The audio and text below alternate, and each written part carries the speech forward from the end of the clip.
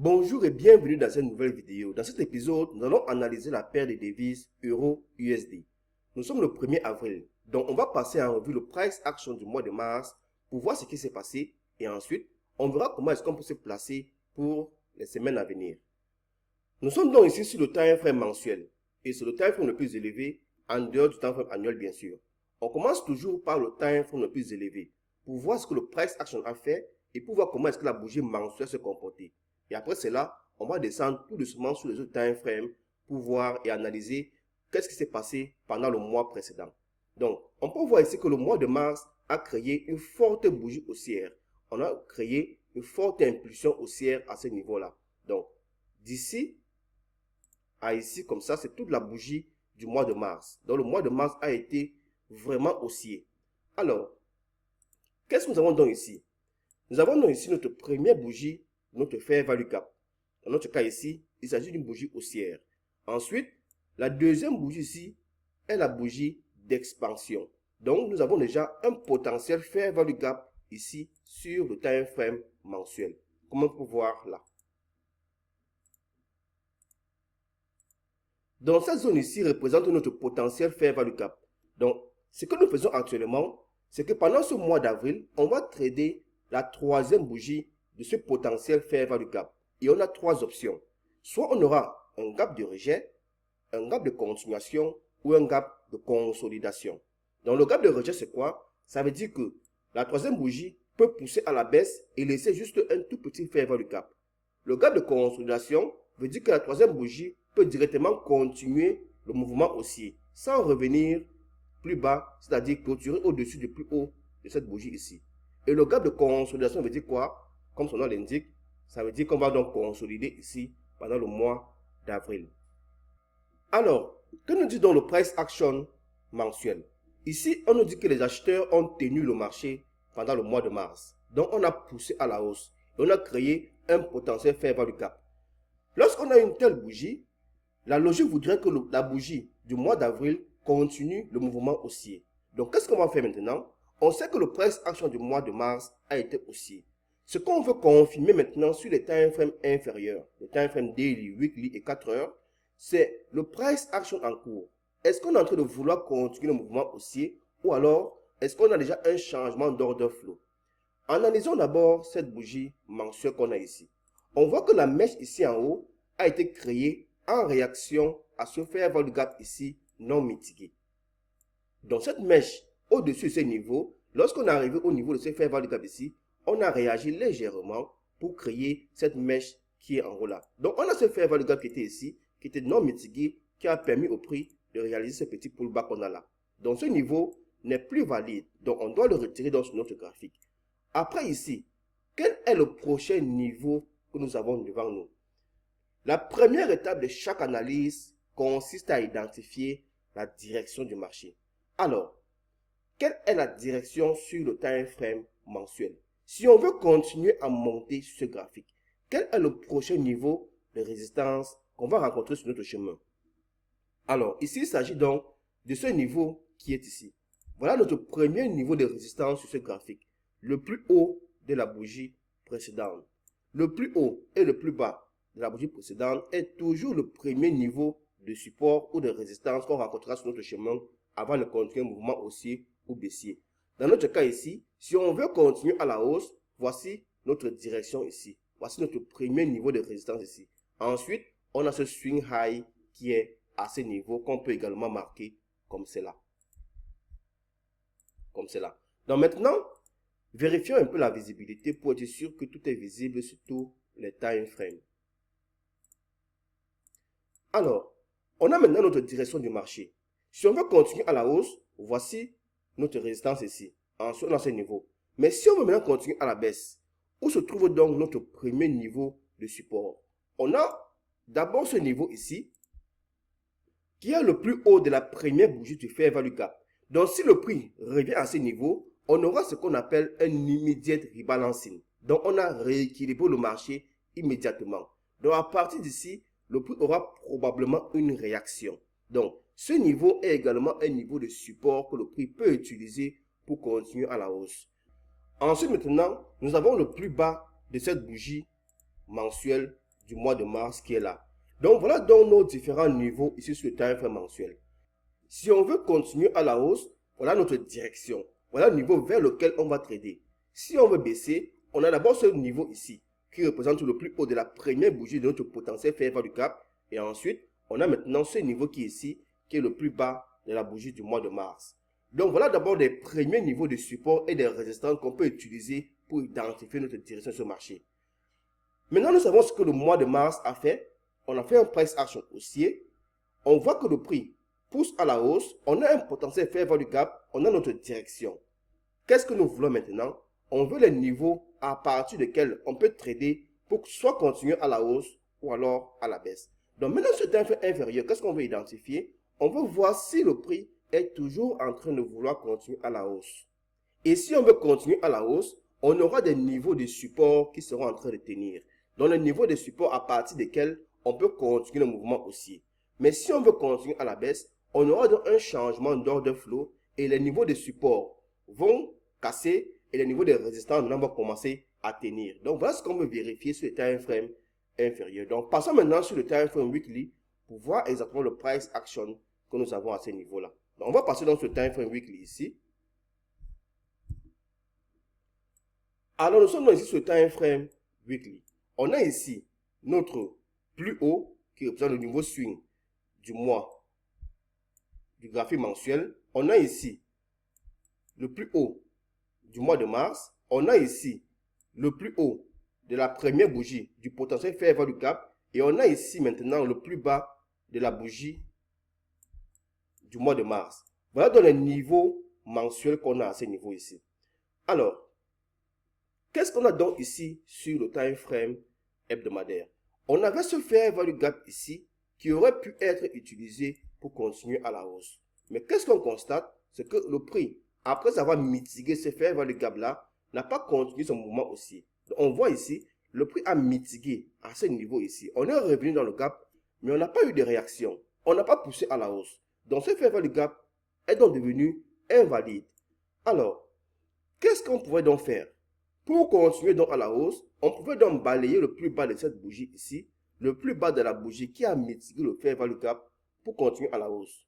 Donc ce qu'on voit donc ici, c'est qu'on a bien évidemment balayé donc le plus bas de cette bougie ici. Donc on a balayé avec cette longue mèche-ci, on a balayé le plus bas de cette bougie ici, et là on a une réaction. Maintenant, comme toujours, la réaction ne veut pas dire opportunité de trade. On veut toujours confirmer. Est-ce qu'on est en train de monter? Est-ce qu'on a eu un changement d'ordre flow sur le time frame inférieur? Est-ce que cette réaction-ci a créé des niveaux de support à partir desquels on peut commencer à pousser à la hausse? Si ce n'est pas le cas, alors on peut toujours continuer le mouvement baissier. Donc, ce que nous allons faire maintenant, c'est passer sur le time frame inférieur pour voir si cette réaction a créé des supports à partir desquels on peut trader pour aller vers cette direction qui est là. La direction qu'on a identifiée sur le time frame mensuel. Donc, on veut voir si sur le time frame inférieur, on a des niveaux de support. Ça peut être des ordres blocs ou des fair value gap ou n'importe quel autre niveau de support que vous pouvez utiliser. On veut voir si cette réaction qu'on a à ce niveau-ci a créé ce niveau qu'on peut utiliser pour continuer à la hausse. Mais avant de passer sur le time frame inférieur, on va d'abord marquer le plus bas de la bougie de la semaine précédente, car c'est également un niveau de support à partir duquel on peut continuer le mouvement haussier. Et on va également marquer le plus haut de la semaine précédente qui se trouve à ce niveau-là, car c'est également un niveau de résistance qui peut empêcher le prix de continuer vers cette direction qui est ici. Donc si on franchit cette résistance ici, alors c'est clair qu'on va pousser vers ce niveau qui est ici. Mais au cas où on arrive ici et qu'on balaie plutôt, on fait une prise de liquidité à ce niveau, alors c'est clair qu'on veut pousser vers ce niveau et ensuite vers ce niveau. Donc c'est très important de regarder comment est-ce que le prix réagit une fois qu'on a atteint un niveau de résistance ou de support. Sommes-nous en train de le balayer ou alors est-ce qu'on est en train de le franchir? C'est très important. Donc on doit toujours vérifier pour voir si le prix est en train de pousser à la hausse ou à la baisse. Et on veut s'assurer de cela avant d'envisager une position sur le marché. Alors, on a dans nos différents niveaux ici sur le time frame weekly. On va maintenant passer sur le time frame inférieur pour voir comment est-ce que le prix est en train de réagir avant de voir est-ce qu'on peut avoir un potentiel trade ou alors est-ce qu'on doit attendre pour voir si on va entrer sur ce marché.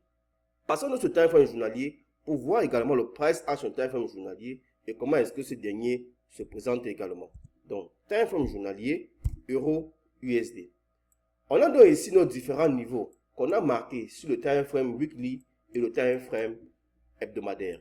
Voici donc le plus bas de la semaine précédente du time frame weekly et voilà son plus haut. Voici notre direction générale qui est à ce niveau, la direction qu'on a identifiée sur le time frame mensuel. Donc, on voit que le prix se trouve entre le plus haut et le plus bas de la bougie weekly. Donc, c'est très important à ce niveau maintenant. Donc, lorsque le prix va atteindre cette résistance-ci, ça va déterminer si on veut continuer vers ce niveau ici.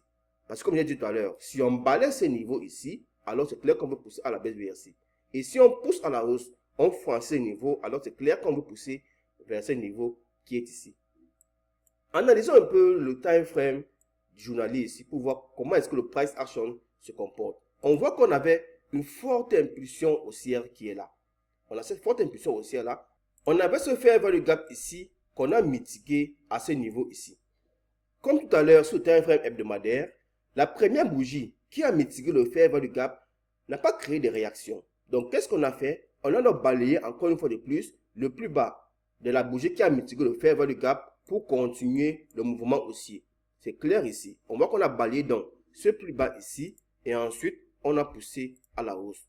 Voilà pourquoi on dit toujours un niveau SR n'est tradé qu'une seule fois. Si la première bougie ne produit pas de réaction, si la première bougie ne pousse pas dans le sens qu'on souhaite, la deuxième bougie maintenant peut balayer son plus bas pour continuer à la hausse ou à la baisse. Dans notre cas ici, on voit que donc cette bougie-ci qui est arrivée dans ce gap n'a pas produit de réaction. Donc, elle était juste une bougie baissière. La bougie suivante avait deux options. Soit balayer le plus bas de la bougie qui a mitigué le gap pour pousser à la hausse, soit continuer simplement à la baisse. Donc, dans notre cas ici, on a donc balayé ce plus bas ici et on a poussé à la hausse. Ça veut dire donc quoi? Ça veut dire que le prix peut continuer jusqu'à cette direction ici. Mais il y a quelque chose qu'on doit regarder également sur ce marché. On voit que le prix est en train de pousser à la hausse. Mais il pousse à la hausse très lentement. Donc, il ne pousse pas avec des déséquilibres.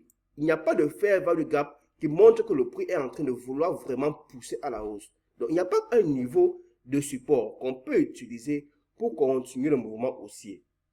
Ça montre que ici, sur le time frame journalier, on n'a pas un niveau de support qu'on peut utiliser pour pousser à la hausse à ce niveau ici.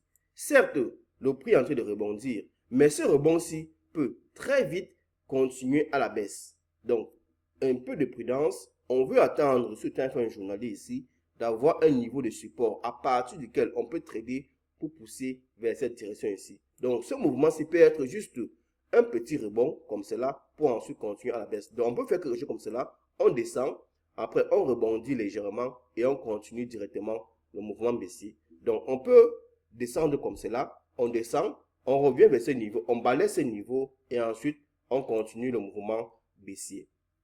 Donc, on veut voir clairement un price action haussier ici sur le time frame journalier avant d'envisager une position swing particulièrement. Parce que ceux qui tradent le time frame journalier, ceux qui prennent les positions time frame journalier sont des swing traders. Donc, à ce niveau ici, on n'a pas encore de niveau qu'on peut utiliser pour pousser à la hausse. Voyons maintenant ce que nous dit le time frame 4 heures. Donc, on va passer au time frame 4 heures pour voir à peu près ce que nous avons. Et ça sera notre dernier time frame. Parce que c'est un time frame intraday.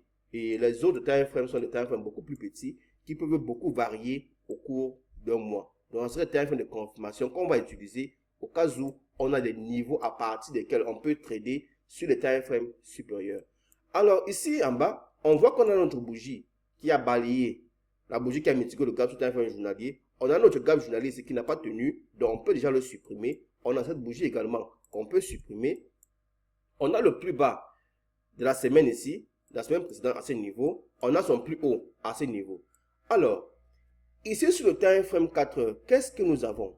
On voit qu'après avoir balayé le plus bas de cette bougie ici, on a poussé à la hausse. On n'a pas créé de fair value gap. On a fait un pullback comme on voit ici, et ensuite on a maintenant poussé à la hausse à ce niveau ici. On a créé maintenant ce fair value gap situé à ce niveau-là. Ce fair value gap a été mitigué et on a poussé à la hausse. Ce fair value gap a atteint sa zone de contest qui est à ce niveau. Mais ce fair value gap n'a pas encore créé un autre fair value gap. Vous devez savoir que le rôle de chaque fair value gap est de créer un autre fair value gap. Le rôle de chaque niveau SR, de chaque PD Arrays, est de créer un autre niveau. Lorsqu'un fair value gap échoue à créer un autre niveau, alors cela peut signaler que le marché est potentiellement en train de consolider. Ou alors le marché est lent en termes de price action. Donc, pour l'instant, ce fair value gap n'a pas encore créé un autre fair value gap. Donc, ici sur time frame 4 heures, si nous avons la création d'un nouveau fair value gap à partir duquel on peut continuer à la hausse pour atteindre ce niveau, alors là, on peut utiliser ce dernier pour planifier des opportunités de trade. Mais si nous n'avons pas de nouveau fair value gap qui montre que le prix est en train de vouloir continuer dans sa direction, alors c'est clair que le prix est en consolidation.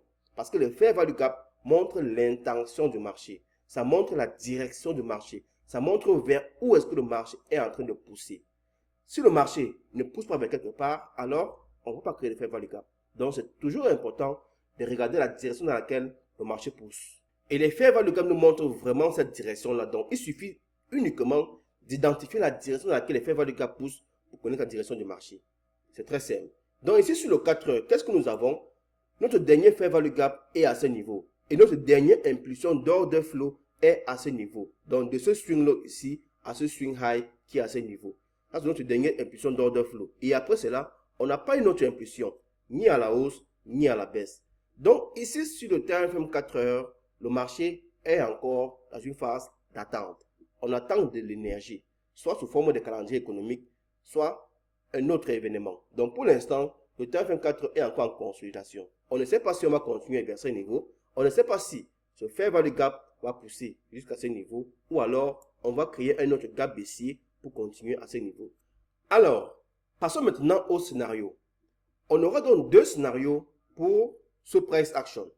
Soit on pousse à la hausse, comme on a dit tout à l'heure, soit on pousse à la baisse.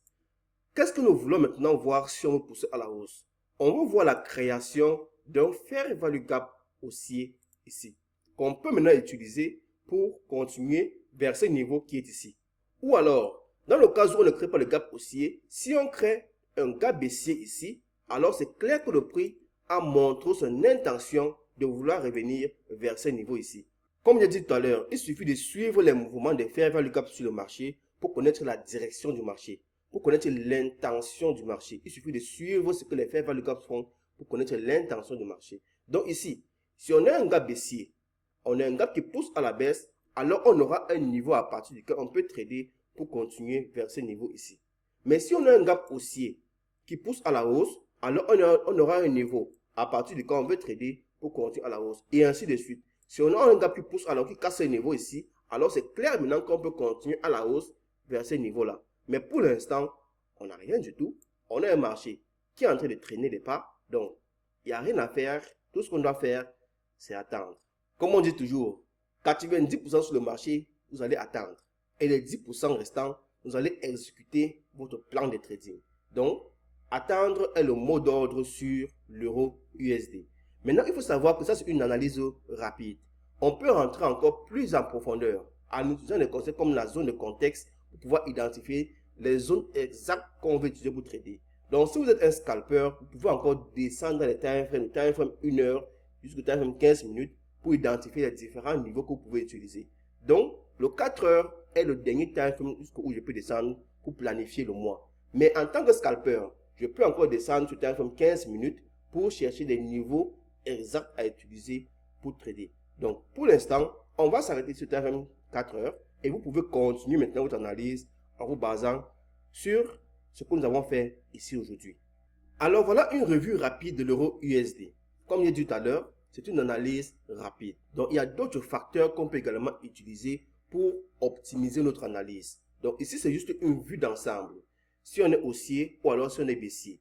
Si on veut continuer à la hausse, qu'est-ce qu'il nous faut? Si on veut continuer à la baisse, qu'est-ce qu'il nous faut? Et avec cela maintenant, on peut commencer à planifier des opportunités de trade pour ce mois qui vient de s'ouvrir.